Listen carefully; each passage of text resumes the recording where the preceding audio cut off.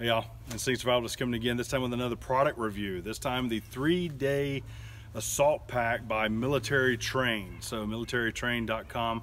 I'll put the link in below as always. But it's a 3-day assault pack. And what this is a 40-liter backpack, really designed with MOLLE construction, 600 denier fabric, by the way, water resistant. So pretty solid when we look at that. Now the things that I look for in a backpack is pretty simple, very simplistic. Number one, I need it rugged, I need it tough, I need double zippers. This has got it. I need something that's going to fit big boy style, because if I put on a vest or if I put on a coat or something like that, I need to make sure that it goes around the outside, not a problem. I also want to do a chest and waist harness for that exact same reason, and my preference is a little more padding around here, much like a little bit more towards a regular backpack, if you will. So when we look at this, this being 40 liter, you know at that point that it's bigger than a typical scout pack, if you will, or what they call a scout pack or an assault pack. This is the 3-day, so it's bigger. Again, that 40 liter coming into play. I'll put the dimensions in down below. What I want to do is I want to take it off. I want to come in close to it and show you the different pieces, parts, and compartments in it, because it really breaks down to, you've got 4 different compartments, right? And this is kind of typical, if you will. You've got the back compartment that's deep or deep well, so that you can put your clothes in it. You've got a middle compartment, but it's broken into a couple of different areas within that compartment. And then you've got the 2 outside, right? The big one on the bottom, the smaller one on the top. And then the other good piece about this is it also has a hydration pocket as well. So it's complete or compatible, if you will, with a hydration system. So let's actually reposition the camera, and we'll come in and we'll look at it and set it up and go from there. All right, so let's go from the outside inward, and we're going to start with the front. We'll start with the front top and then go to the next, and then inward, inward, inward. One of the things about this is they actually sent me a morale patch with it, so I thought that was pretty cool. Blackout flag, if you will, or the grayed out flag. I always think those are cool. And then you can see you've got a reception system for more if you want to put those on there. And also these are MOLLE, so every bit of it's MOLLE enabled on both pockets, and then on the sides as well. So you can see the sides, being able to do those MOLLE as well.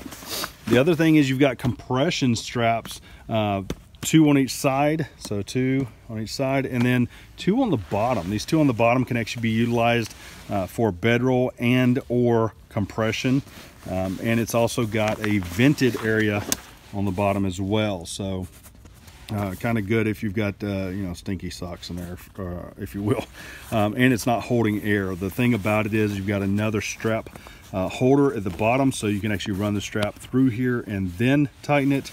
Another set of MOLLEs at the bottom as well. So you're MOLLE enabled all over the place. Now these are double stitch zippers, and they got the utility cord on them, so that you can actually pull easily if you want to change those out. Not a problem, pretty easy to do, and it's just a simple overhand knot if you want to do it that way and save the cord for later. So let's actually look at the front pocket first, or top pocket first, if you will. And what I've got in here is I've got some 2 Ravens Trading Company fire starters, and we'll get into that another time. And I've got my ferro rod and about 25 foot of paracord and another 10 foot of bank line. So there's that. In that, that's it. There's no pockets inside of it. It's just the overall pocket itself. If we go down, it's only going to go to the compression straps, which is okay, because I want to be able to put my notebook in there along with my guides. And then inside you've got, really, this is your office pouch, if you will. The office pouch allowing you to go in and put some cards, pens, other items in there, what would be considered your office or administrative pouch, which is one of the reasons why I keep my notebook in there, is because I want to be able to put my journal, my notebook in there. And then that's it for that. What I don't like is maybe I want to take it down a little bit further. I haven't decided yet, but for now this works fine. What I mean by take it down a little bit further, meaning the zipper to go down a little bit further. So there's that. All right, so we go to the second one, and I'm going to undo the compression strap on the top, remove the knife that I carry on the side, and we're going to go to this one. Now this one only goes halfway as well, so you can see it's only going about halfway down to that compression strap. Not a bad thing, it's just a thing, right? It's just that.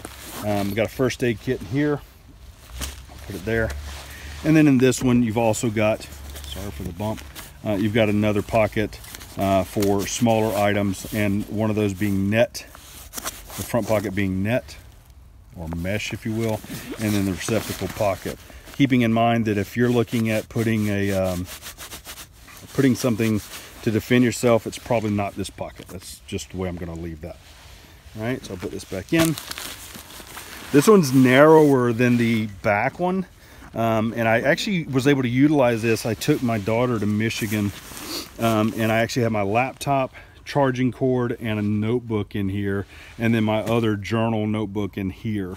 And it worked out pretty well. The only difference is if I was going to do that again, I would actually put a padding in the bottom because it's not padded at all. So not that it's meant to be, that's just, you know, if you want to use it for say office equipment, laptop, things of that nature. Now this one actually goes the length. It goes all the way down past the compression straps, and that's a good thing because let's say that I want to roll up my clothes and put in there, not a problem. You got a mesh pocket on the front side, and then plenty of room in the inside as well. In this, you also see that I've got a strap, a retainer strap, but it's elastic, so keep that in mind. This is where that vent hole comes into play. And then it's also another strap in here as well. I'm fixing to put all this on the ground so because it didn't matter. But it's also got another pocket in here. Let's see if I can get that up there for you. And it's a little more water resistant, if you will. But you can see that's as far as my hand goes from top to bottom. It's just to about right there. It's not very deep, and that's okay, but just keep in mind, maybe I want to keep passport documents, things like that in there, so it's not quite as prevalent in the front. The last part about this, if that dumps, that's fine. Last part about this is that hydration pocket, if you will, or hydration compatibility.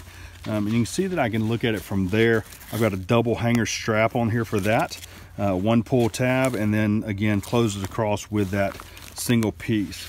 You've got the mesh vented back so that you're not sweating as bad. It's a little more absorbable, and it's cushioned, so it's got a lot of cushion on that, which is the same as what you have here on your straps.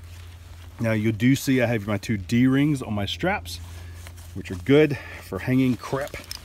And sometimes that's literally what I hang, is just a bunch of stuff. But you can do paste beads, things of that nature, which is good.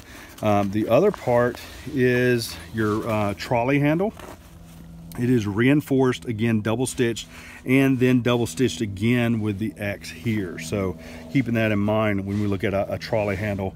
And I don't know who came up with the name, but literally it's so that you can actually just take and hang it on the trolley, is kind of what it boils down to. So it's a name invented way before my time, so we'll go with that. So that's it, guys. That's the entire structure of it. Again, I'd put more padding here if it was my design around my waist, because if I'm trying to carry something, maybe I need a little more protection, a little more support. Again, I've loaded this completely out with no issues. It keeps its square shape, which for me is a big bonus. And then if I needed to extend the bottom compression to flatten it out so that it stands up straight, this one does that as well. So it's really good in that fashion. So very simplistic, guys. Keep in mind that I'm gonna put the link down below. Tell them I sent you, because, well, I don't get anything out of it, but the good backpack, so there's that. But tell them I sent you, and we'll go from there. The link's going to be down below in the comments, and look forward to the write-up of it as well on InstinctSurvivalist.com. Until then, use your instincts to survive. Thanks for watching.